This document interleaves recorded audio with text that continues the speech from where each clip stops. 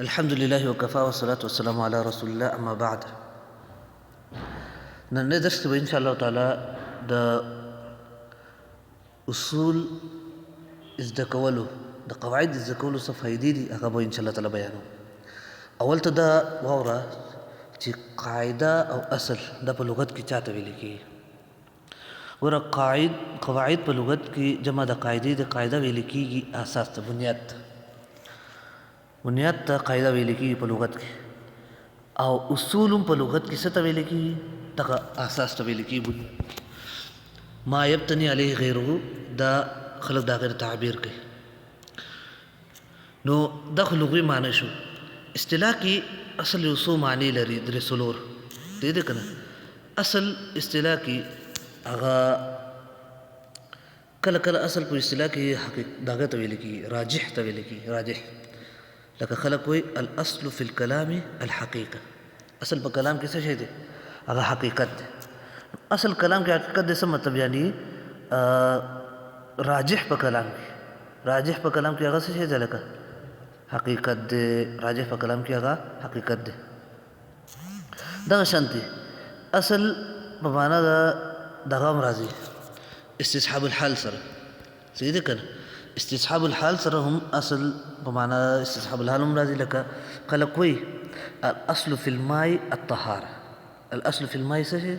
الطهاره. الاصل في الماء الطهاره څه مطلب دی دلته کې؟ یعنی استصحاب الحال بقا د ما کان په ما یکون باندې دا څه شي دی؟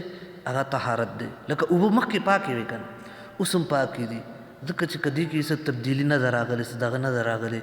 اصل په ټولو اشیاء کې چې دی هغه اصل په ټولو اوبو کې څه دی؟ هغه طهارت دی. خوش اصل کله په قاعده کلیه سره هم راځي، په قاعده کلیه سره هم راځي. اصل په معنا ده قاعده کلیه. لکه خلق وایي چې الاصل في الفاعل ان يكون مرفوعا. وش کنه اصل په فاعل کې څه شی دی؟ لکه هغه دا چې فاعل به څه شي؟ هغه به مرفوع وي. څه شي؟ لکه مرفوع وي. وش نو دا د اصل مختلف معانی شولې. نور معناګانې هم د اصل شته دي. صحیح ده کنه؟ اصل په لغت کې دلیل ته هم ویل کېږي. دلیل ته اصل ویل کېږي. لکه خلق وایي چې الاصل في وجوب الصوم الكتاب والسنه. اصل په وجوب د روزه کې هغه څه د کتاب او سنت دی. یعنی کتاب او سنت باندې روزه چې کوم دی هغه واجب شوی دی. او د اصول فقه کې چې اصل یادېږي هغه هم دقه معنی مراد ده. کوم معنی مراد ده؟ دقه اصل معنی مراد ده، کوم چې دلیل په معنا دی. اصل په معنا اصول فقه څه مطلب؟ دلایل الفقه. صحیح ده کنه؟ دا به وروسته راشي ان شاء الله تعالی چې دا اصول چې کوم دي دا اصل کې دلایل دي د هغې دپاره، خو دلایل اجمالیه دي. پوه شو کنه؟ دا دلایل د چا دپاره؟ د فقه دپاره دلایل دي اصل کې، خو څه دي؟ دلایل اجمالیه دي. نو اصل په لغت کې اساس شو. صحیح ده کنه؟ قرآن کې هم دا استعمال شوی دی. لکه اصلها ثابت وفرعها في السماء. صحیح ده کنه؟ داسې دغه کې ثابت شوی دی. او نور د څلور معنی د اصل په لغوي اعتبار سره وشو. قاعده په لغت کې چاته ویل کېږي؟ قاعده په لغت کې اساس ته ویل کېږي. قاعده په لغت کې څه ته ویل کېږي؟ اساس ته ویل کېږي. لکه قرآن کې راغلی دی وَإِذْ يَرْفَعُ إِبْرَاهِيمُ الْقَوَاعِدَ مِنَ الْبَيْتِ. صحیح ده کنه؟ قواعد دلته څه معنی ده؟ بنیاد. صحیح ده کنه؟ او دغه شانتي قرآن کې راغلی فَأَتَى اللَّهُ بُنْيَانَهُم مِنَ الْقَوَاعِدِ. الله رب العالمین هغو ته د قواعدو نه راغلی. صحیح ده کنه؟ دا لغوي معنی ده. قواعد لفظ دا په دې دلالت کوي چې استقرار باندې یو شی په یو شي باندې یو ځای کې مستقر وي، هغې ته څه ویل کېږي؟ هغې ته قاعده وایي. لکه تاسو وګورئ قواعد الاصول، اصولي قاعده څه مطلب؟ دا قاعده مستمره ده، دا یو مضبوط قاعده ده، او دا دې باندې دا نور شیزونه بنا کېږي. قواعد البیت، قواعد النساء لغت کې عربي کې هغه زنانو ته ویل کېږي چې هغه کور کې ناست دي. پوه شئ که نه؟ دا ټول قواعد دې ته ویل کېږي. قاعده کې معنی ده.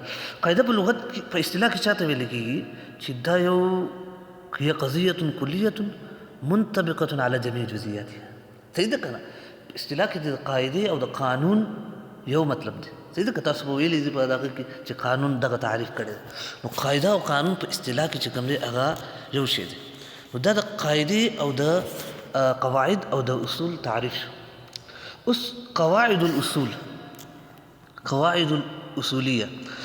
ګوره یو قاعدې اصولیه دي یو قاعدې فقهیه دي څه شی دی هلکه دوه قسمه فرق دی یو قاعدې اصولیه دي او بل قواعد الفقهیه دي په دیو کې څه فرق دی دیو کې فرق دا دی ګوره قاعده اصولیه چې کوم ده هغه ماخوذ شوي د اصول فقه نه ماخوذ شوي د چا نه اصول فقه نه او قاعده فقهیه چې کومه ده هغه د اصول فقه نه ماخوذ شوي نه وشي هغه د هغه فقهي احکام نه ماخوذ شوي د چا نه ماخوذ شوي لکه فقهي احکام لکه زه تاته مثال درکړم ته وایې چې الامر للوجوب دا اوس قاعده اصولیه ده دا کوم قاعده ده لکه قاعده اصولیه ده ولې دا اوس اصول فقه نه ماخوذ ده اصول فقه کې امر د وجوب دپاره راځي نو د هغه اصول نه یو قاعده جوړه کړې ده دا پکې دغه کړې ده او فقهي قاعده چې کومه ده په هغې کې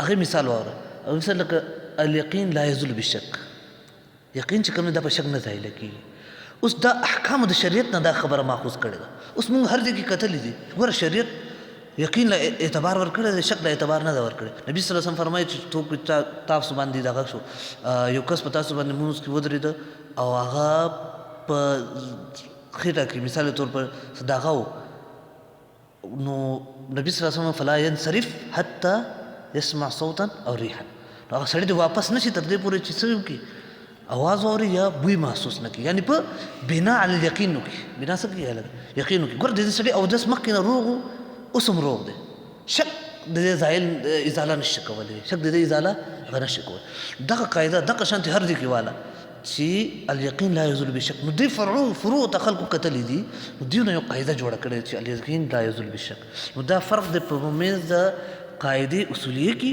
او د قاعده فقهیه کې دا فرق دی نو دا د دوانو فرق شو دویم فرق دا وګور چې اصول فقه چې کومه ده هغې کې بحث کېږي د اصول نه د قاعدې اصولیه کې بحث کېږي د چا نه هغه تعلق ساتي د دلایلو سره هغه تعلق ساتي چا سره دلایلو سره څنګه دلایلو سره لکه قاعده اصولیه چې کوم ده الامر للوجوب یا النهي للتحریم یا دغه شانتې نور قاعدې چې کوم دي دا قاعده ته وګوره دا به یو دلیل سره تعلق ساتي دلیل څنګه لکه کتاب سنت کې دا راغلی دي اجماع کې دا راغلی قرآن او سنت کې دا راغلی دي چې دغه د سلم الامر للوجوب یا النهي للتحریم صحیح ده دا په قرآن او سنت کې راغلی دي دغه شانتې دغه چې کوم دی قاعده فقهیه چې کوم ده هغه د افعال د مکلفینو سره تعلق ساتي هغه چا سره تعلق ساتي مکلفینو سره لکه څوک چې افعال دي زید عمر بکر دا هغې فعل سره تعلق ساتي هغې فعل سره څنګه هغې فعل سره لکه مخکې مونږ ویلو الیقین لا یزول بشک دا قاعده څه وه قاعده اصولیه ده که فقهیه ده قاعده فقهیه ده نو اوس وګوره دا چا سره تعلق ساتي دا به زید سره تعلق ساتي چې زید باره کې دا حکم دی عمر باره کې دا حکم دی دا اشخاص او افعالو سره تعلق ساتي چې چا داسې کار وکړو نو هغه به دې قاعدې باندې بنایي لکه مثال یقین به نه ځایله کېږي په شک سره پوه شئ که نه دا فرق دی لس فرقونه دي په دې کې څو لس فرقونه دي پوه شئ که نه انشاءالله کتاب مختصر دی نور دغه نه کوو ابتدایي طلاب برابر دومره پوره دي ما صرف هغه خاکه ستا ذهن کې اچوله دغه شانتې اوس دې کې فایده څه ده قواعد الفقه اصولیه چې مونږ زده کړو یا قواعد الفقه مونږ زده کړو د قاعدې زده کولو څه فایدې قاعدې زده کولو فایده دا ده ګوره اولنۍ فایده خو دا ده چې قاعده چې سړی ته معلوم شي نو دا یو ستا په فقه باندې یو عبور به حاصل شي ستا په فقه باندې څه شي عبور به حاصل شي احکام شرعیه باندې ستا عبور حاصل شي څنګه مثلا تا دا خبره زده کړې ده چې الاصل فی الاشیاء الاباحه اصل په اشیاو کې اباحت دی اصل په اشیاو کې څه شی دی لکه اباحت دی تا نه یو سړی سبا راغی هغه تا نه تپوس کړو هلکه تاسو د ټیپر خورئ د دې څه حکم دی ټیپر خورئ دا حلال دی که حرام دی صحیح دی که نو ته به څه وې قرآن و حدیث کې خو ټیپر نوم نه ده راغلی یا ټماټر باره کې تپوس کی یا بل یو سبزی باره کې تپوس کی. مونږ ته خو خلک ډېر وایي چې تاسو قرآن او سنت باندې شابه دا شی وښایه په قرآن کې میخه وښایه پلانکې شی وښایه په قرآن کې دا خبره مونږ نه تپوس کوي. نو ته به څه کوې؟ ته به وایې چې ګوره اصل په اشیاو کې څه شی دی؟ اباحت دی. اوس په دې قاعدې د پاسه چې څومره دلایل وو هغه دلایل په ټیپر په حلت باندې دلایل لکه قرآن کې راغلي خلق لکم ما فی الارض جمیعا ټول شیزونه مونږ ستاسو لپاره ستاسو فایدې لپاره پیدا کړي دي. دا به وروستو راشي انشاءالله تعالی چې استدلال طریقه څنګه. نو دغه شانتې نور دلایل چې کوم دي تسخیر چې څومره دلایل دي وسخر لکم ما فی السماوات و ما فی الارض څه چې اسمانونو ځمکو کې دي هغه ما الله رب العالمین ما تاسو لپاره مسخر کړي دي. نو تسخیر تقاضا دي د تحلیل ځکه چې حرام خو تسخیر نه وي که نه حرام کې تسخیر دی. دغه شانتې ډېر دلایل د مړه الله رب العالمین نفي د حرمت کړی دی څوک چې ځان نه تحریمونه کوي. ما جعل الله من بحیرة ولا صائبة ولا هام الله تعالی وایي ته بحیره او صائبه او هم تاسو ولې ځان باندې حرام کړي دي افترا کوي په الله تعالی باندې. صحیح دي. دغه شانتې ډېر دلایل دي په دې باندې د قاعدې باندې انشاءالله دلایل به وروستو راشي. اوس د څومره دلایل چې په دې قاعدې دي دقه دلایل په څه باندې دي؟ د ټیپر په حلت باندې. څوک دا سره مناظره نشي کولی په دې باندې. ته وایې سل دلایل لرم په دې باندې چې ټیپر حلال دی. پوه شې دغه فایده ده. یو خو ستا په فکر باندې هغه عبور به حاصل شي او یو دغه به شي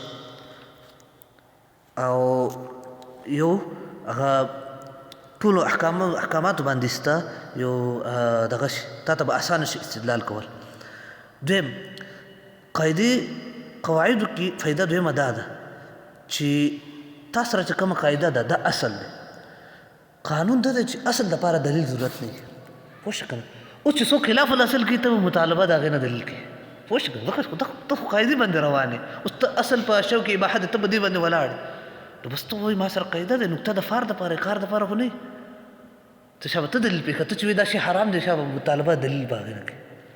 دا فایده څه شی ده؟ د قواعدو فایده ده. دغه شانتې بله فایده په دې کې دا ده چې دا اصل به ته باقي پاتې کې تر څو پورې چې دغه نه ده راغلی تر څو پورې چې د دې نه هغه ناقل نه ده راغلی.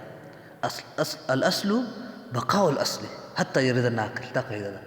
اصل دا دی چې تا اصل باقي پاتې کې جاری کې. اوس امر للوجوب دپاره دی که نه تا دا قاعده زده کړه. په هر امر کې شریعت چې کړی اولا ستا ترجیح به دا چې دا به وجوب دپاره دا به څه دپاره وجوب دپاره. وروستو په هغې کې به دغه کې ها چېرته قرینه راغی نو وجوب نه وباسه. قرینه نه یې راغلی که نه نو بس بقا به اصل. ډېر اختلافات مطلب دې مسلې حل کړي. اوس مثال یې واوره د هغه اختلافاتو.